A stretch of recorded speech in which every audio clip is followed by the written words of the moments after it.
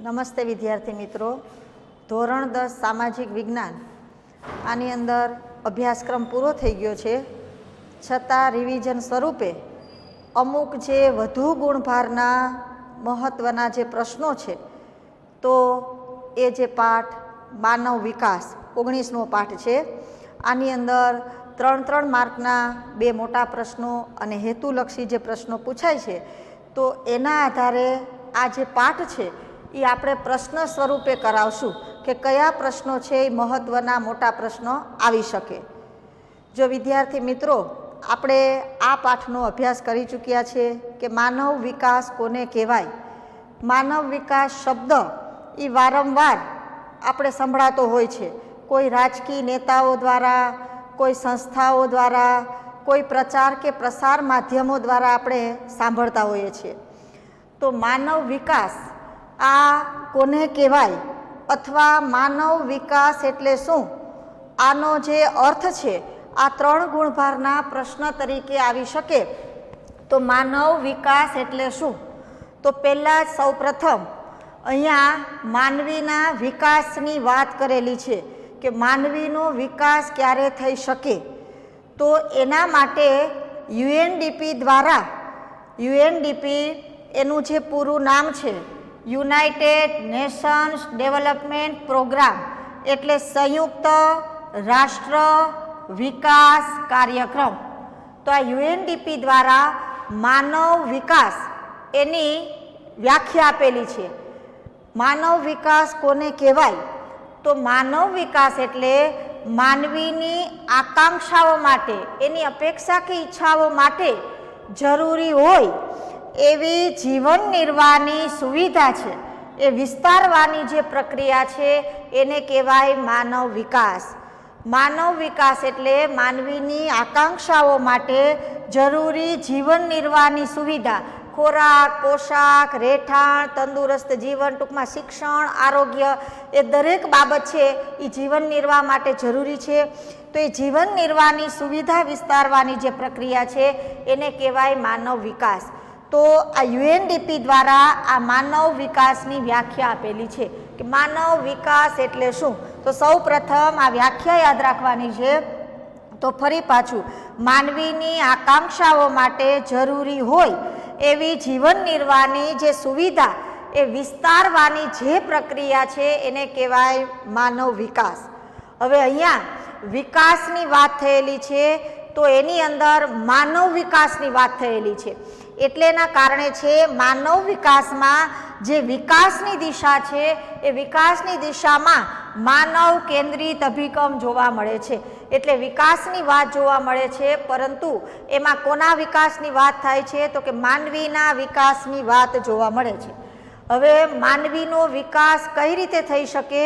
તો કે કોઈ પણ દેશના જે માનવીઓ છે એનો જે વિકાસ સાધવો હોય, કોઈ પણ દેશના લોકોનો જો વિકાસ સાધવો હોય તો પહેલાં એ દેશનો વિકાસ સાધવો પડે, એ દેશનો સર્વાંગી વિકાસ સાધવો પડે. ત્યારબાદ લોકોના દેશનો સર્વાંગી વિકાસ સાધી લોકોનું જે જીવન ધોરણ છે એ ઊંચું લાવવું પડે અને જીવન ધોરણની જે ગુણવત્તા સુધારવી પડે, તો જ છે માનવ વિકાસ થઈ શકે. એટલે માનવ વિકાસ માટે દેશનો સર્વાંગી વિકાસ સાધી નાગરિકોના જીવન ધોરણની ગુણવત્તા ઊંચે લઈ જવી, તો જ માનવી તરીકેનો માનવ વિકાસ છે એ થઈ શકશે. અને આ લોકોની જીવનની ગુણવત્તા સુધારી, જીવનની ગુણવત્તા વધારી અને બધા લોકોની એક સરખી પરિસ્થિતિનું જો નિર્માણ કરવામાં આવશે તો માનવ વિકાસ થઈ શકશે. એટલે દેશનો સર્વાંગી વિકાસ સાધી નાગરિકોના જીવન ધોરણની ગુણવત્તા ઊંચે લઈ જવી અને દરેક નાગરિકો છે એ પોતાનામાં રહેલી જે પ્રતિભા એના અનુસાર સાર્થક, સફળ અને સર્જનાત્મક જીવન જીવી શકે, તો જ માનવ વિકાસ થઈ શકે. હવે માત્ર માનવ વિકાસ માટે માત્ર આર્થિક વિકાસ જરૂરી નથી. વિશ્વના કેટલાક દેશોએ પહેલાં એવું નક્કી કર્યું હતું કે આર્થિક વિકાસ દ્વારા માનવ વિકાસ છે એ થઈ શકે. તો એ દેશોએ એ દેશના લોકોની માથાદીઠ આવક વધારવાનો પ્રયત્ન કર્યો, રાષ્ટ્રીય આવક વધારવાનો પ્રયત્ન કર્યો, પણ એ રાષ્ટ્રીય આવક છે એ લોકો સુધી પહોંચી શકી નહીં, એટલે માનવ વિકાસ થઈ શક્યો નહીં. એટલે માત્ર આર્થિક વિકાસ સાધવાથી માનવ વિકાસ થઈ શકતો નથી. માત્ર માથાદીઠ આવક વધવાથી પણ માનવ વિકાસ થઈ શકતો નથી. પરંતુ જો માનવ વિકાસ કરવો હોય તો એ જે માથાદીઠ આવક છે એ આવકનો લોકો કેવી રીતે ઉપયોગ કરે છે એના ઉપર આધારિત છે એ માનવ વિકાસ. એટલે માનવ વિકાસ છે એના ઉપર આધારિત છે. તમારી ગમે એટલી આવક હોય પરંતુ તમારું એ આવકનો ઉપયોગ તમે જીવન ધોરણ સુધારવા માટે ન કરો તો તમારો માનવ વિકાસ થઈ શકે નહીં. એટલે કોઈ પણ દેશના માત્ર આર્થિક વિકાસથી માનવ વિકાસ થઈ શકતો નથી, એના માથાદીઠ આવક વધવાથી પણ માનવ વિકાસ થઈ શકતો નથી.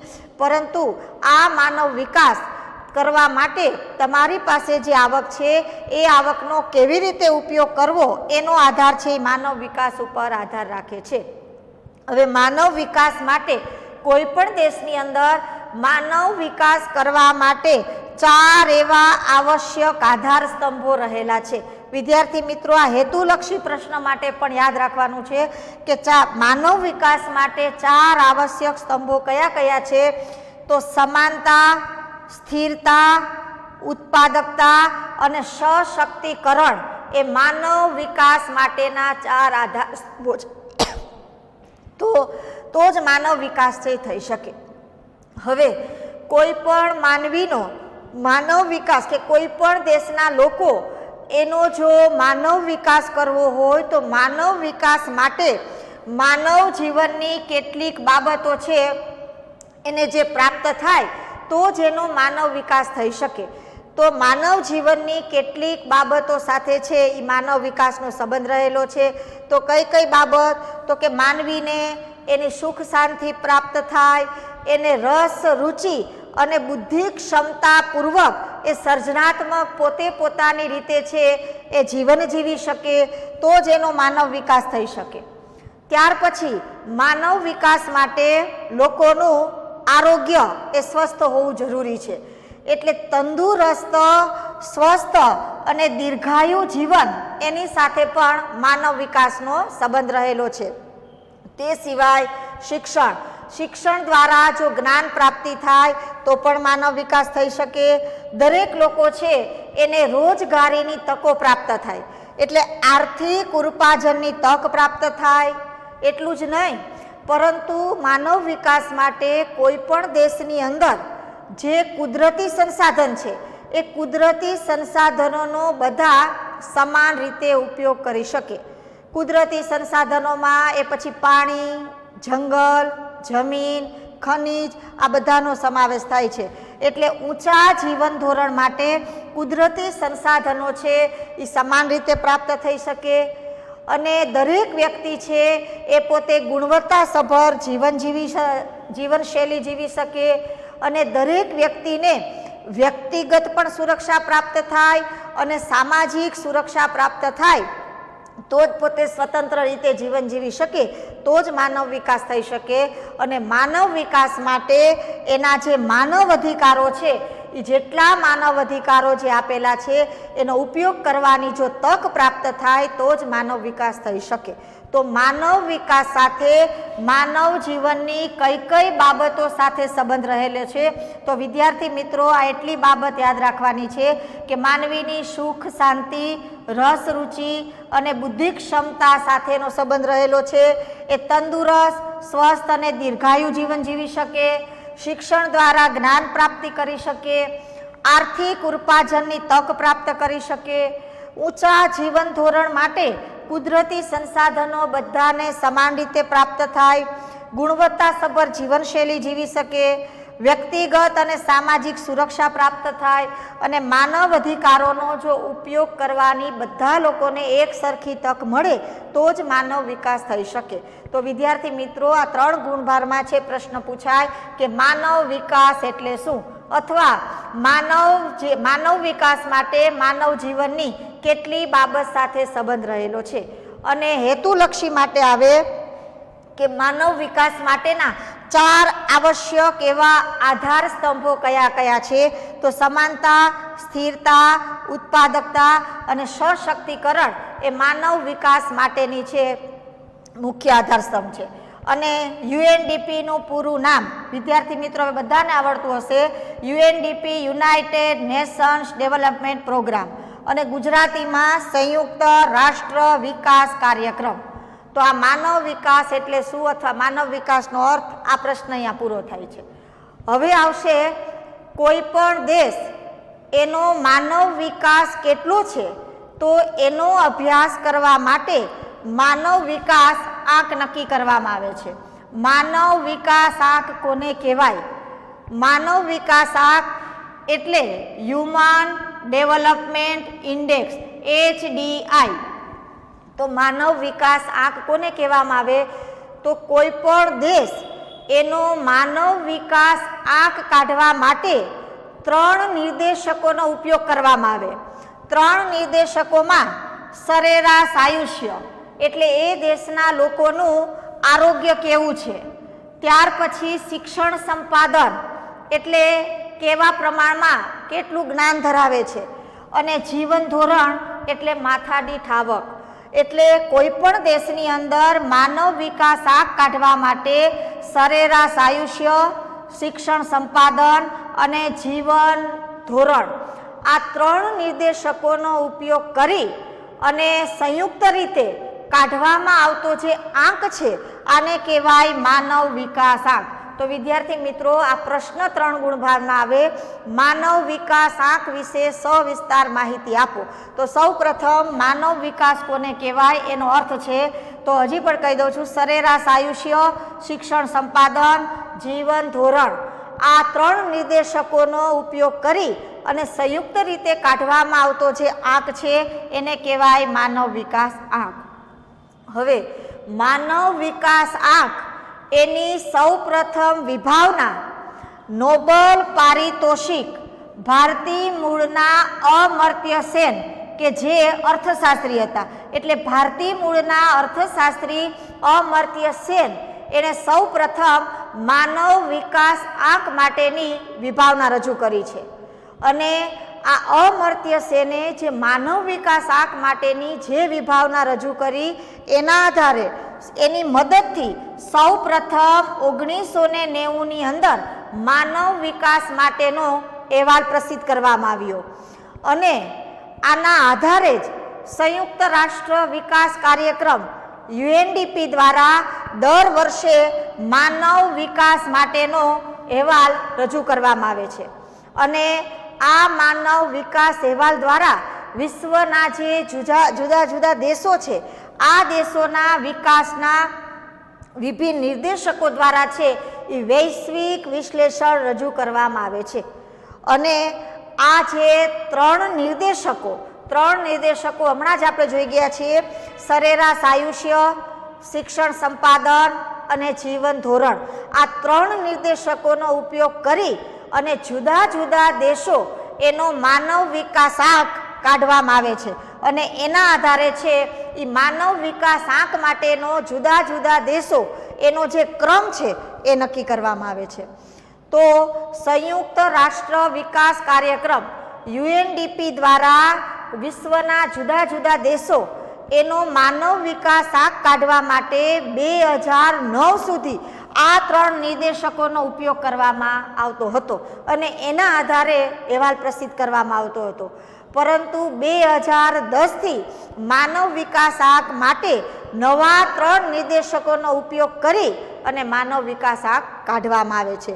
તો એ 3 નવા નિર્દેશકો કયા કયા? તો એની અંદર અપેક્ષિત આયુષ્ય આંક, શિક્ષણ આંક અને આવક આંક, આ 3 નિર્દેશકો છે એ 2009 સુધી ઉપયોગ થતો અને 2010થી આ 3 નિર્દેશકોનો ઉપયોગ કરી અને કોઈ પણ દેશ એનો માનવ વિકાસ આંક કાઢવામાં આવે છે.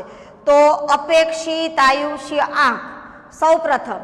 હવે આ અપેક્ષિત આયુષ્ય આંક કોને કહેવાય?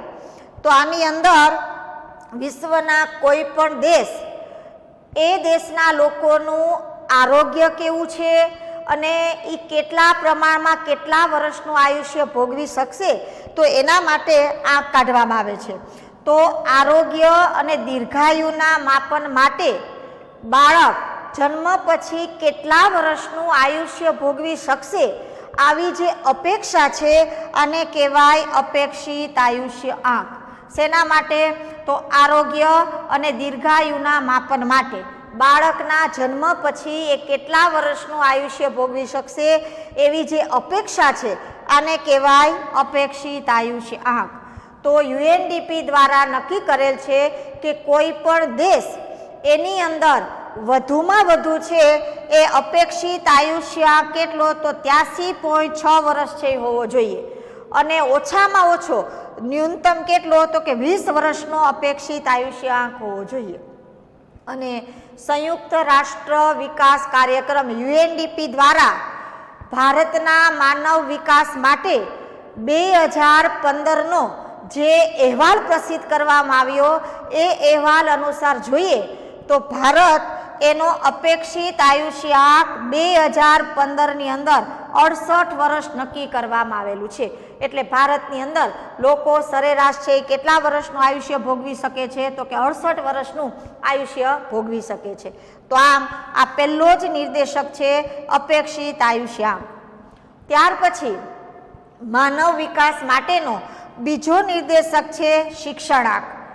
શિક્ષણ આંકની અંદર 2 પેટા નિર્દેશકોનો સમાવેશ કરવામાં આવ્યો છે. 2 પેટા નિર્દેશકની અંદર એક છે તે શાળાકીય સરેરાશ વર્ષ અને બીજું છે તે અપેક્ષિત શાળાકીય વર્ષ.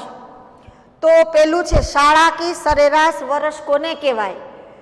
તો શાળાકીય સરેરાશ વર્ષ એટલે 25 વર્ષની પુખ્ત વયની વ્યક્તિ એણે શાળામાં ગુજારેલા વર્ષો આને કહેવાય શાળાકીય સરેરાશ વર્ષ. એટલે 25 વર્ષની વ્યક્તિ એ કેટલા વર્ષ સુધી શાળામાં જે અભ્યાસ કર્યો છે તો એ જે ગુજારેલા વર્ષો છે તેને કહેવાય શાળાકીય સરેરાશ વર્ષ.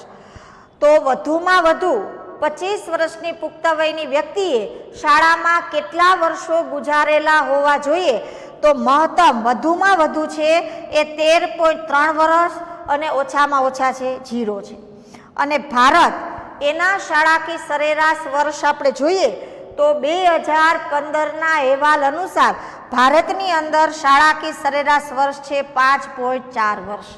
તો આ છે એ ભારતનો આંકડો છે. બીજો પેટા નિર્દેશક છે અપેક્ષિત શાળાકીય વર્ષ. અપેક્ષિત શાળાકીય વર્ષ કોને કહેવાય? તો બાળકને જે શાળાએ બેસાડે એ 5 વર્ષનું બાળક શાળામાં કેટલા વર્ષ ગુજારશે એવી જે અપેક્ષા છે એને કહેવાય અપેક્ષિત શાળાકીય વર્ષ. તો એની અંદર પણ વધુમાં વધુ બાળકે કેટલા વર્ષ છે ગુજારવા જોઈએ? તો મહત્તમ છે એ 18 વર્ષ અને ઓછામાં ઓછા 0 વર્ષ છે. અને ભારત 2015ના અહેવાલ અનુસાર ભારત એમાં અપેક્ષિત શાળાકીય વર્ષ છે 11.7 વર્ષ. તો આવી રીતે છે એ શાળાકીય શિક્ષણ આંક કાઢવા માટે 2 પેટા નિર્દેશકનો ઉપયોગ કરવામાં આવે.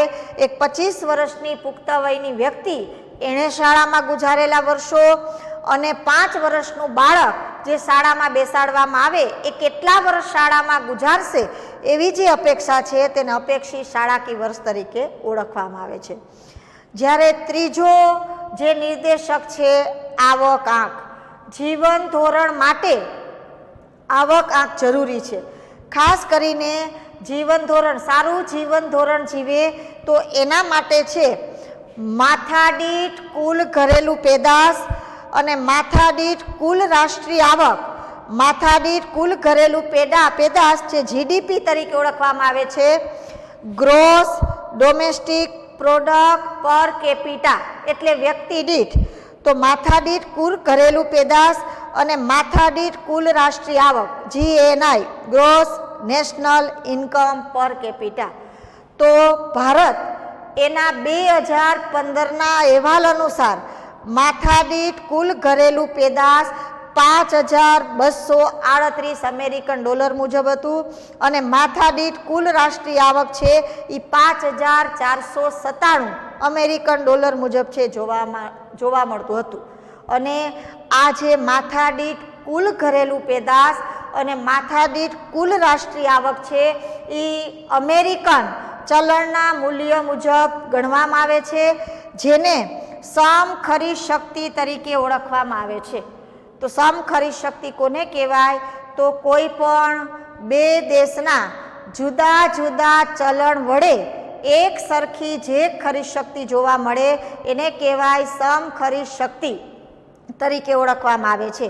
દાખલા તરીકે, ઉદાહરણ તરીકે, ભારત છે એના 45 રૂપિયામાં 5 કિલો ઘઉં મળતા હોય અને અમેરિકાનું જે ચલણ $1 એમાં 5 કિલો ઘઉં મળતા હોય, તો બેયના જે ચલણ અલગ અલગ છે પણ ખરીદ શક્તિ એક સરખી જોવા મળે તો એને કહેવાય સમખરીદ શક્તિ. તો વિદ્યાર્થી મિત્રો, અહીંયા આ જે પ્રશ્ન છે, કા પ્રશ્ન એવી રીતે આવે, માનવ વિકાસ આંક વિશે માહિતી આપો, અને કા પછી માનવ વિકાસ આંક માટેના જે નિર્દેશકો છે આ નિર્દેશકો વિશે સમજાવો, અથવા માનવ વિકાસ આંકના નિર્દેશકો વિશે માહિતી આપો. જો માનવ વિકાસ આંક એના જે નિર્દેશકો હોય તો આ 3 નિર્દેશકો વિશે માહિતી આપવાની છે. પરંતુ માનવ વિકાસ આંક કોને કહેવાય? તો એની અંદર આ વ્યાખ્યા યાદ રાખવાની, અને એની અંદર આ 3 નિર્દેશકો ન લખો, પરંતુ ખાલી એવી રીતે લખો કે કોઈ પણ દેશની અંદર 3 નિર્દેશકો દ્વારા અથવા નિર્દેશકો દ્વારા સંયુક્ત રીતે કાઢવામાં આવતો જે આંક છે આને કહેવાય માનવ વિકાસ આંક. અને માનવ વિકાસ આંક માટે ટૂંકમાં HDI, હ્યુમન ડેવલપમેન્ટ ઇન્ડેક્સ, અને આ વ્યાખ્યા છે યાદ રાખવાની. પછી માનવ વિકાસ આંક વિશે જે માહિતી આપવાની છે કે એ પ્રશ્ન હોય તો આ યાદ રાખજો. અને આની અંદર છે એ હેતુલક્ષી પણ આવે કે ભારતની અંદર કયા એવા જે મૂળ ભારતીય અને નોબેલ પારિતોષિક હતા અર્થશાસ્ત્રી, એ વ્યક્તિનું નામ, તો એ વ્યક્તિનું નામ છે અમર્ત્ય સેન. તો અમર્ત્ય સેન એ અર્થશાસ્ત્રી હતા કે સમાજશાસ્ત્રી? તો અહીંયા લખેલું છે કે એ કોણ હતા? તો કે અર્થશાસ્ત્રી. એણે માનવ વિકાસ આંકની અહેવાલના વિભાવના છે પ્રસિદ્ધ કરી છે. અને હેતુલક્ષી માટે માનવ વિકાસ માટેનો સૌ પ્રથમ અહેવાલ ક્યારે રજૂ કરવામાં આવ્યો? તો 1990ની અંદર સૌ પ્રથમ અહેવાલ છે એ રજૂ કરવામાં આવ્યો હતો. અને માનવ વિકાસ માટેના 3 નિર્દેશકો કયા કયા? તો અપેક્ષિત આયુષ્યાંક, શિક્ષણાંક અને આવક આંક, આ 3 નિર્દેશકોનો સમાવેશ કરવામાં આવે. આ 3 નિર્દેશકોની અંદર 3 બાબત યાદ રાખવાની છે. એક પહેલા એની વ્યાખ્યા, પછી મહત્તમ કેટલા વર્ષ, દાખલા તરીકે અપેક્ષિત આયુષ્ય આંક છે તો શેના માટે? તો કે આરોગ્ય અને દીર્ઘાયુના માપન માટે બાળક જન્મ પછી કેટલા વર્ષનું આયુષ્ય ભોગવી શકશે એવી અપેક્ષા, એને કહેવાય અપેક્ષિત આયુષ્ય. મહત્તમ કેટલું? તો 83.6 છે. ન્યૂનતમ કેટલું છે? 20 વર્ષ છે. અને 2015 મુજબ ભારતનું કેટલું? 68 વર્ષ છે. અને શાળાકી શિક્ષણાંક છે, એમાં 2 આવશે, શાળાકી સરેરાશ વર્ષ અને અપેક્ષિત શાળાકી વર્ષ. તો શાળાકી સરેરાશ વર્ષમાં 25 વર્ષની પુખ્ત વયની વ્યક્તિ એને શાળામાં ગુજારેલા વર્ષો, અને અપેક્ષિત શાળાકી વર્ષમાં 5 વર્ષનું બાળક એ કેટલા વર્ષનો જે શાળામાં ગુજારશે એવી અપેક્ષા છે.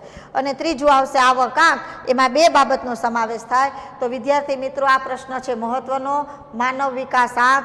અને હવે પછી જે સંયુક્ત રાષ્ટ્ર દ્વારા માનવ વિકાસનો જે અહેવાલ પ્રસિદ્ધ કરવામાં આવે છે, તો અહેવાલ એ કોને કહેવાય? અને અહેવાલમાં જે માનવ વિકાસ UNDP દ્વારા જે અભ્યાસ કરેલો છે જુદા જુદા દેશોનો, અને એના આધારે કોણ વિશ્વમાં પ્રથમ નંબર છે, કોણ છેલ્લા નંબરે છે, એ 2015ના અહેવાલ અનુસાર માનવ વિકાસ અહેવાલ એ પછીના લેક્ચરની અંદર આપણે છે અભ્યાસ કરીશું.